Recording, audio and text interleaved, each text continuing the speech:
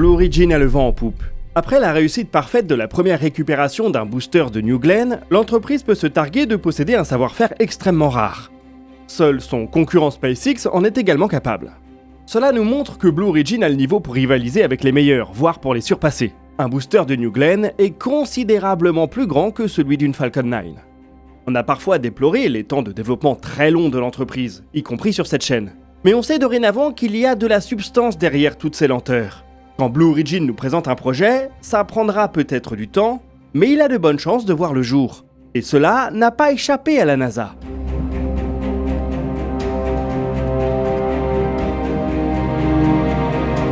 L'agence spatiale américaine a lancé le programme Artemis en 2017, avec l'objectif de ramener des humains sur la Lune. Avant ça, notre satellite n'intéressait pas grand monde à part la Chine. SpaceX et toute l'industrie spatiale avaient plutôt les yeux rivés vers Mars. Pourtant, un an avant le début d'Artemis, en 2016, Blue Origin a commencé seul dans son coin à travailler avec un atterrisseur lunaire. Un véhicule de grande taille qui pourrait déposer des charges utiles massives sur notre satellite. Presque 10 ans plus tard, il est arrivé au bout de son développement. Et on a vu la semaine dernière les photos du premier exemplaire assemblé, celui qui partira vers notre satellite dans quelques mois. Avec ce véhicule, Blue Origin tient une capacité unique, centrée sur des choix technologiques très audacieux, et qui pourrait au final aider à sortir une grosse épine du pied d'Artemis.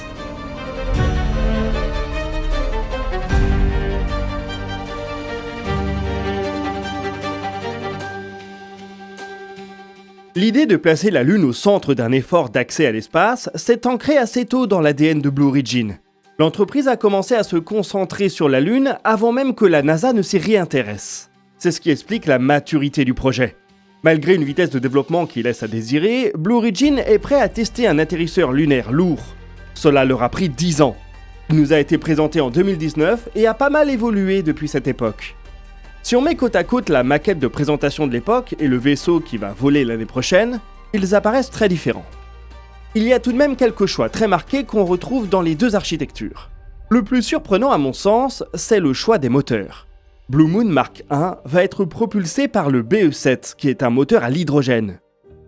Cela explique notamment les grands réservoirs qu'on voit sur le vaisseau. L'hydrogène est très peu dense et il faut donc beaucoup de place pour le stocker.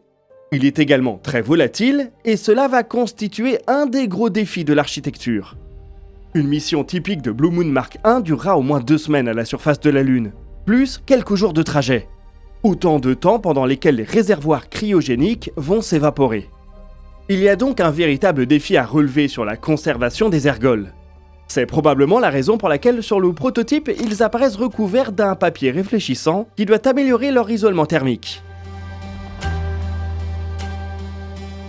Avec le Blue Moon Mark 1, la contrainte ne sera pas trop forte. Les réservoirs ne seront pas forcément utiles une fois l'atterrissage réalisé. Mais l'équation se corsera pour le Blue Moon Mark 2 qui lui est destiné à redécoller et qui doit donc conserver ses ergols de manière optimale à la surface de la Lune pendant plusieurs semaines. C'est une technologie qui n'a pas encore été prouvée et le Mark 1 va devoir démontrer que les solutions choisies par Blue Origin sont les bonnes. Si Blue Origin a fait ce choix structurant, c'est qu'il apporte aussi plein d'avantages. Les moteurs Hydrolox sont très efficaces. Et ils vont donc permettre, à masse égale, d'apporter une plus grande charge utile jusqu'à la surface de notre satellite.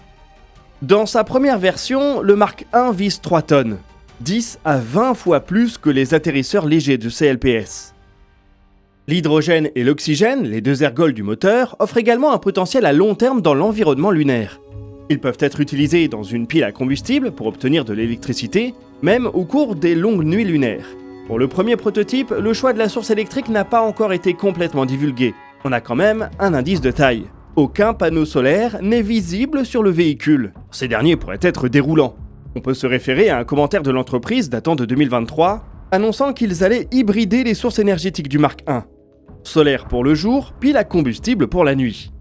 Si on se projette encore plus loin, on sait qu'il y a de l'eau sur la Lune. C'est la ressource première qui intéresse les agences spatiales. Et l'eau, quand on la brise par électrolyse, ça donne de l'hydrogène et de l'oxygène, les deux ergols du Blue Moon Mark 1. Avec ce choix technologique, Blue Origin développe une famille de véhicules qui est pensée pour la Lune à long terme. Le Mark 1 pourrait faire des trajets directs sans retour. Le Mark II, la version habitée, pourrait revenir vers l'orbite lunaire en échange d'une poignée de ravitaillements orbitaux.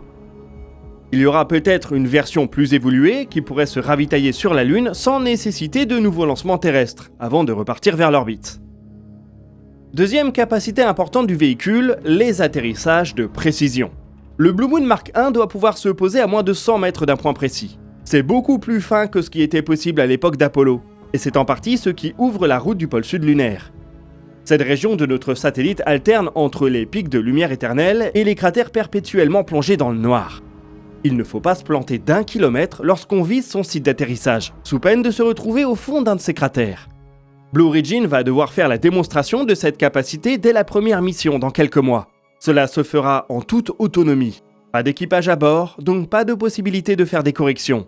On verra d'ailleurs qui s'en sort le mieux entre le Mark I et l'alunisseur chinois Chang'e 7, qui vise la même région à peu près au même moment.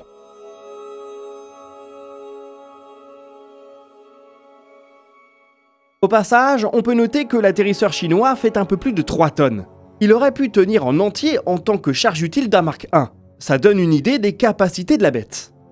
Cette mission devra également prouver la capacité à maintenir des télécommunications avec un débit important pendant toute la durée de la mission. Lors de la présentation de 2019, Blue Origin évoquait un lien laser qui aurait permis des flux vidéo 4K. Pas certain cependant que cette solution soit toujours d'actualité. L'entreprise n'a pas reparlé de ce système et reste relativement discrète sur les méthodes de communication de son atterrisseur. La première mission du Mark I, dans quelques mois, n'emportera pas de charge utile de premier plan.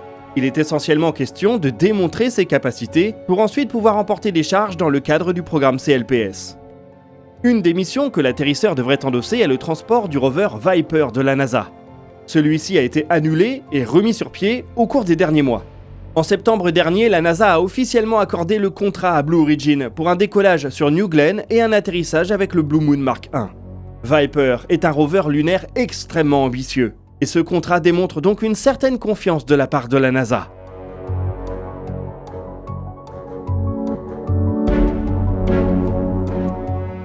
Les évolutions futures de la plateforme risquent ensuite d'être diablement intéressantes. On sait que le Mark I doit permettre de développer des technologies pour le Blue Moon HLS, qui est un atterrisseur beaucoup plus massif, capable de transporter un équipage de 4 personnes pour plusieurs semaines à la surface de la Lune.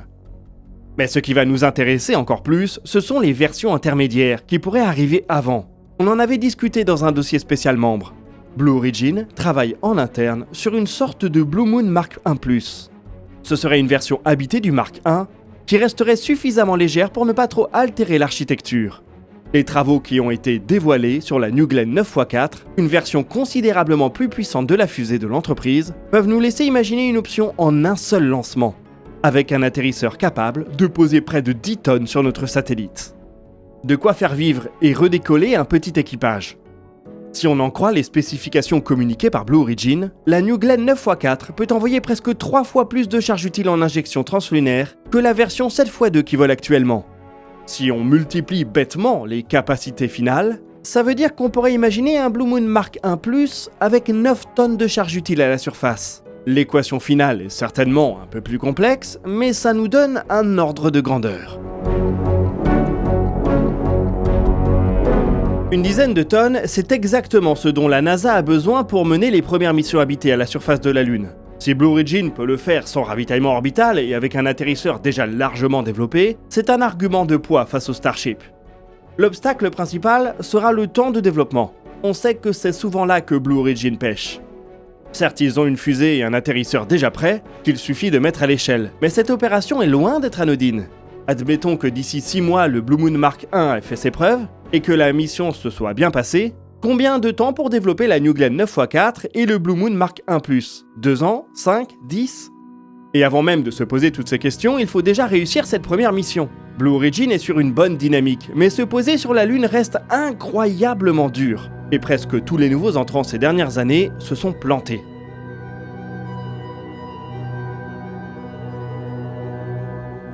Le Blue Moon Mark I reste cependant à notre avis le véhicule américain qui est peut-être le plus intéressant à surveiller pour les 2 prochaines années. SpaceX va avoir besoin de temps pour amener le Starship à son plein potentiel, alors qu'on a là un véhicule déjà développé, décollant sur une fusée qui a fait ses preuves, et qui pourrait grossir suffisamment pour faire du vol habité. Un alignement des planètes quasiment parfait. Il faut espérer que Blue Origin soit un peu plus bavard que d'habitude. L'entreprise ne s'étale pas souvent sur ses plans. Lors de la mission d'essai du Mark 1, aujourd'hui prévue pour le premier trimestre 2026, on devrait obtenir beaucoup plus de détails sur les capacités du vaisseau et les ambitions de Blue Origin à long terme.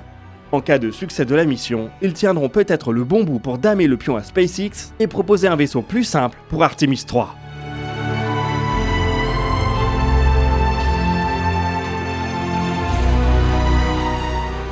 Allez, voilà qui boucle ce dossier de l'espace. Je vous invite à partager vos questions et vos remarques dans les commentaires. Nous y répondrons dans une prochaine vidéo. Vous pouvez consulter la description pour retrouver nos sources et nos réseaux sociaux. Quant à nous, on se donne rendez-vous la semaine prochaine pour un nouveau DNDE, et d'ici là, citoyennes, citoyens, portez-vous bien.